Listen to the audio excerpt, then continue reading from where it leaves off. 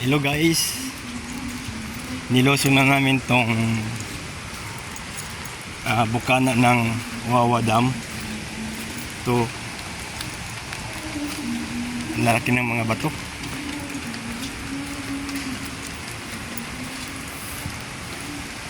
Sarap siguro maligo dito pag malinaw ang tubig. Kaya lang malabo dahil maulan eh. Ito, si ate naglalaba dun si ate oh. Ang sarap ng laban niya dito. Huwag to sawa.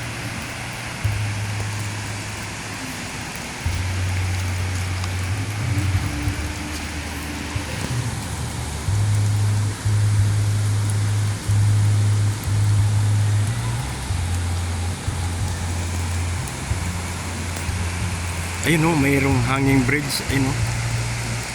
Yun, hanging bridge yan ha. Ipopokus natin konti.